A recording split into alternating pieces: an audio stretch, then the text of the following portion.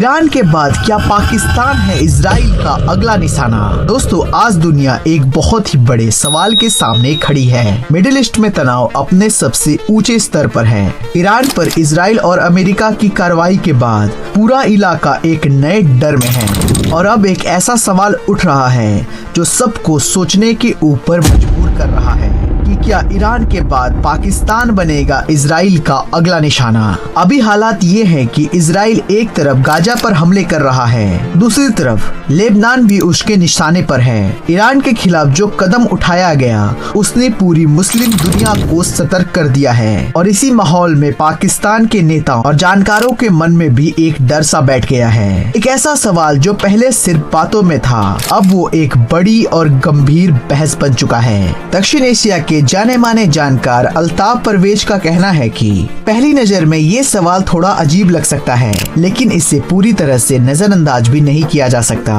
उनकी बात यह है कि यूनाइटेड नेशन जैसी बड़ी संस्थाएं पहले जितनी मजबूत नहीं रही हैं। भारत और इजराइल की बढ़ती दोस्ती ये बात पाकिस्तान को अंदर से परेशान कर रही है और ये सिर्फ जानकारों की बात नहीं है। पाकिस्तान के रक्षा मंत्री ख्वाजा मोहम्मद आसिफ ने 3 मार्च को खुद कहा कि अगर ईरान में इजराइल का असर बढ़ता है तो उसका सीधा असर पाकिस्तान तक पहुंच सकता है। उन्होंने ये भी कहा कि इजराइल भारत और अफगानिस्तान के साथ मिलकर पाकिस्तान को कमजोर करने की कोशिश कर सकता है। अब आते हैं सबसे इम्पोर्टेंट बात पर, और वो है परमाणु हथियार। पाकिस्तान दुनिया का एकमात्र परमाणु ताकत वाला मुस्लिम देश है और जानकारों का कहना है कि ये बात इजराइल के लिए सबसे बड़ी चिंता है।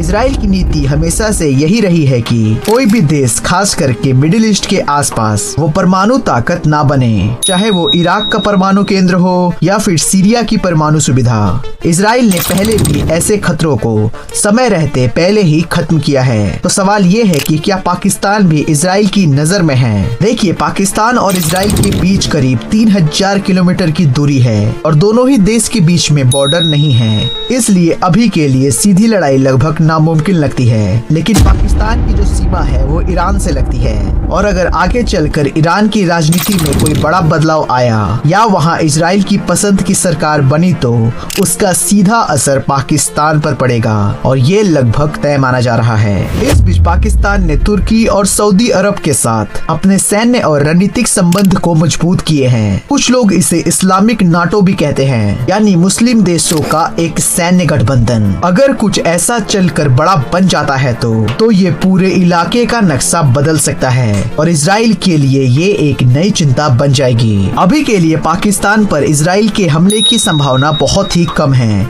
लेकिन मिडिल ईस्ट में जो कुछ भी हो रहा है, जो नए गठबंधन बन रहे हैं, वो समीकरण बदल सकते हैं और ये सवाल ज्यादा समय तक सिर्फ सवाल नहीं रहेगा।